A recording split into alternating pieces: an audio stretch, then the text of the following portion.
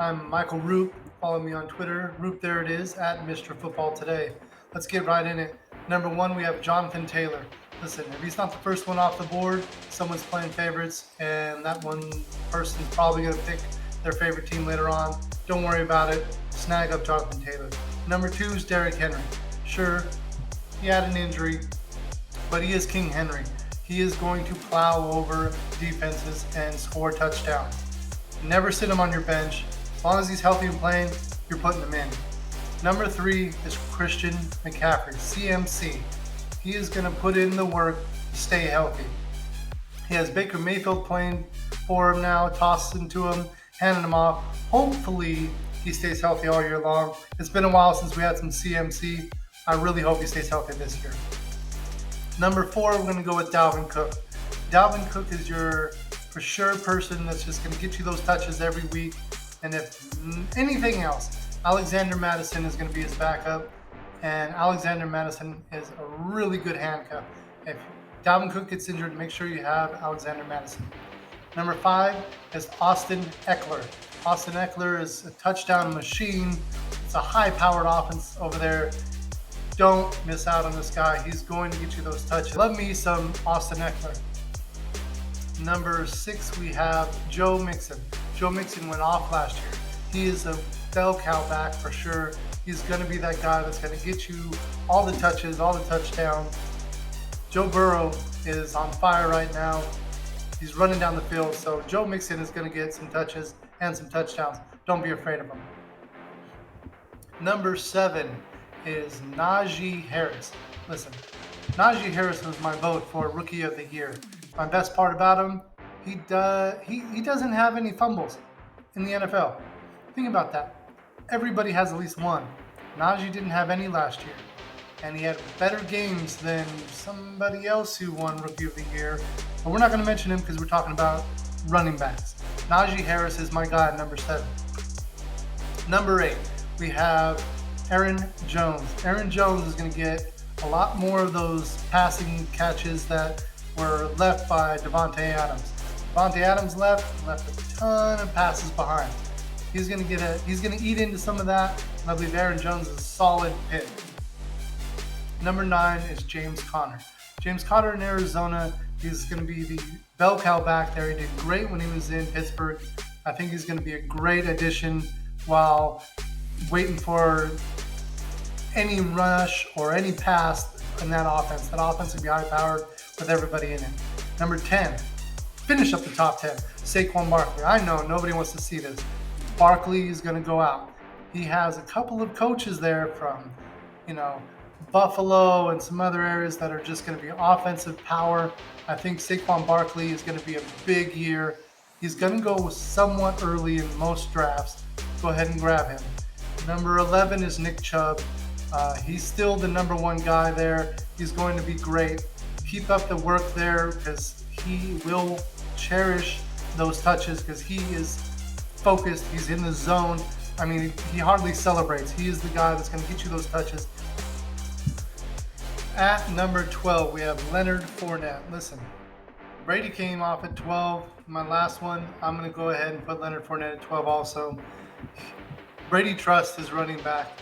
He's going to toss to him. He's going to pass to him. He's going to hand it off to him. Leonard Fournette is the guy. I think it's very comfortable.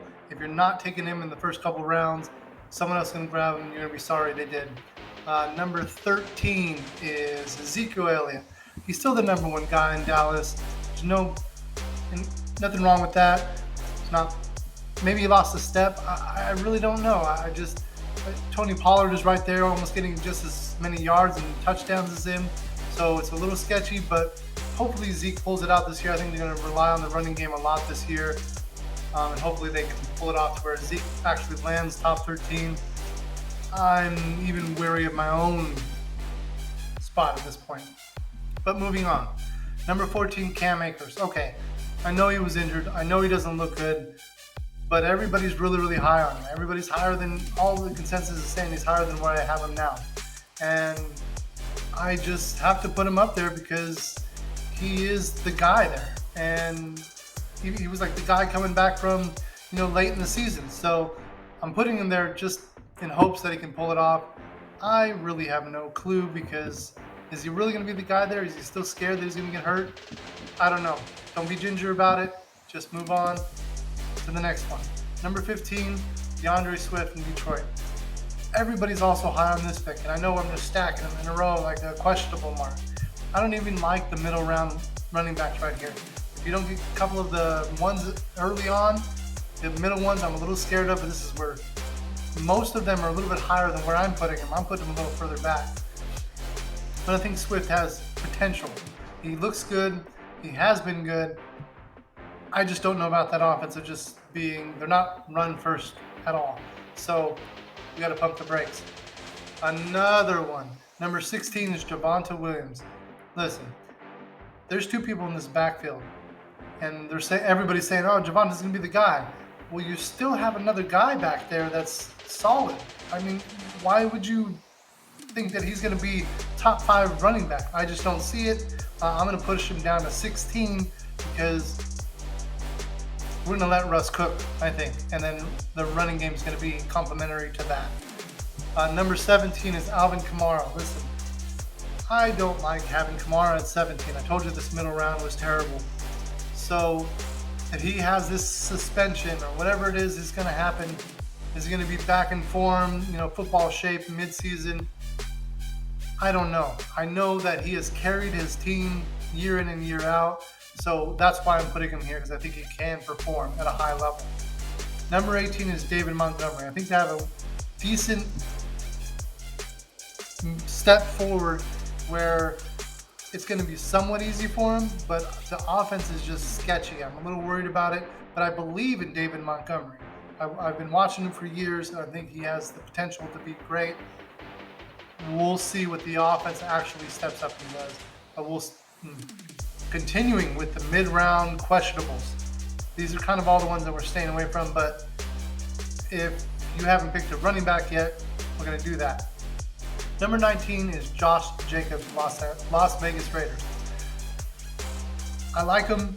The problem is I think he's going to be more pass heavy and lean on the run a little bit. And I'm not sure Josh Jacobs is going to be great, but they're not going to be stacking the box against him either. He's going to have the opportunity to run, and not just for a couple of yards, but actually some breakout runs because of the addition of Devontae Adams. So I do like Josh Jacobs, just with a small question mark, a later rounder pickup. And we're going to round off the top 20 with Breece Hall. Listen, I think the Jets are going to have trouble with moving the ball. They have such a tough schedule that run-first offense is really not an option for them. I think Breece Hall is a phenomenal running back. We haven't seen him play in live action yet, but I think he's going to be great. I really, really do. You know what? I actually might pick this guy up just for third or fourth running back on my team. Why not? He's that good. He's that good. Number 21 is Elijah Mitchell. Listen, they're picking up people in San Francisco. They got a running quarterback there. It's so many question marks, and I know that that's their guy, but everything has always been changing there in Shanahan's offense, and I'm worried that Elijah Mitchell is not going to be top 15. I think he's going to be somewhere in the 20 range, and that's fine with me, but I'm not going to pick him up on my team. He's not really falling to me in anywhere I put myself on the mock drafts. Number 22, Travis Etienne. Listen, hopefully he's healthy. I want him to be higher than 23. I want him to be top 15, to be honest with you, but we just haven't seen him yet. We don't know if he can take a NFL hit. You're playing against nothing but big heavyweight all-stars, and Etienne hasn't had a chance to get hit by them. So I want to pump the brakes and say, well, I'm going to give him some respect, but also believe in him more than just 22. Number 23 is J.K. Dobbins. Listen, I would put Dobbins higher. Everybody has Dobbins probably top 10, top 15, but Lamar Jackson runs way too much to have Dobbins as a number 1 running back. Unless he's pumping the brakes a little bit and let the run game go to the actual running backs, but he's still going to take a lot of touches. So when you have a running quarterback, your running back area is going to fall back a little bit, at least for my idea. Number 24 is Damian Harris. I don't trust any running backs in New England. I never have. I tested it once and it just totally failed me. I stay away from it completely until 5-6 weeks into the season. If someone has 8 touchdowns, I'm like, okay, that's their guy. Let's go with this guy. Got to pick him up. By that time, somebody's already spent money on him, fab money, waiver wire, whatever. So it's already too late. I just stay away from New England until the coach says, we know our guy, this is our guy. Number 25 is Chase Edmonds. Miami, I think he's going to be the workhorse, bell cow, everything that you want there. For years, it just hasn't been really something there that's been really good. He was previously in Arizona, did really well. I think being in Miami is a great addition for that team. So Chase Edmonds, good luck.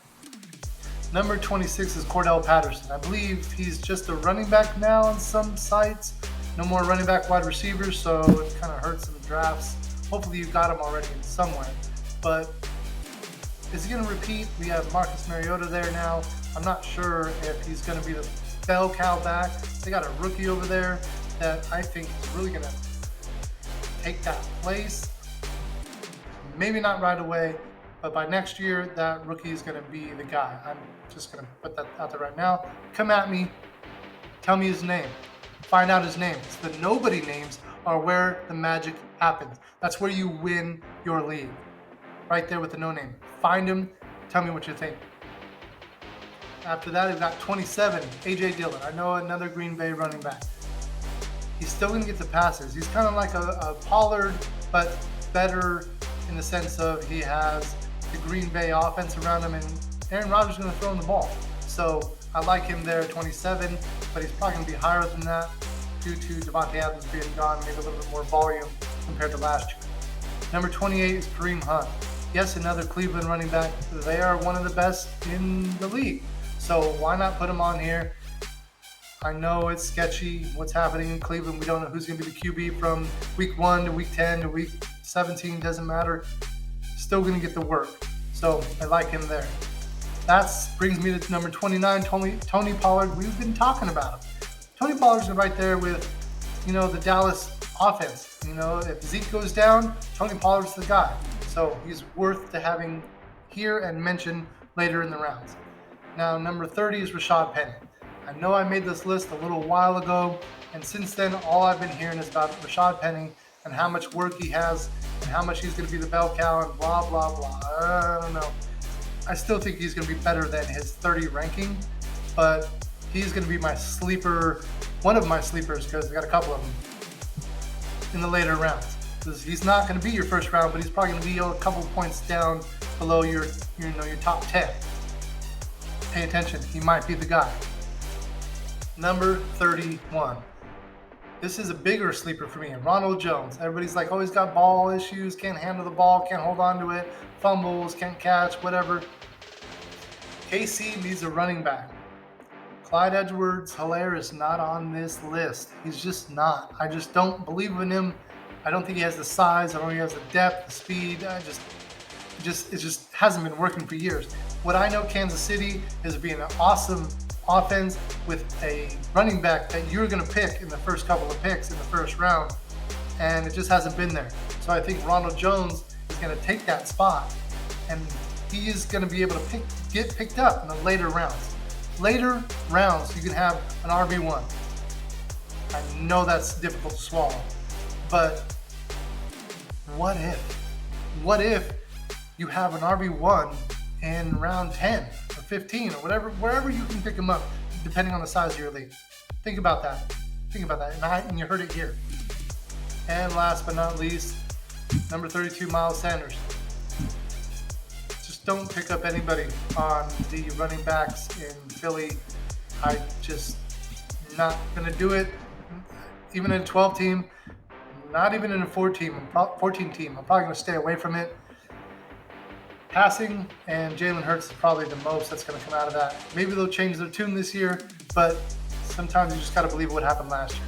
Anyway, this is Roop. There it is at Mr. Football Today. Follow me there at Twitter. Yards After the Catch live fantasy football show coming next month.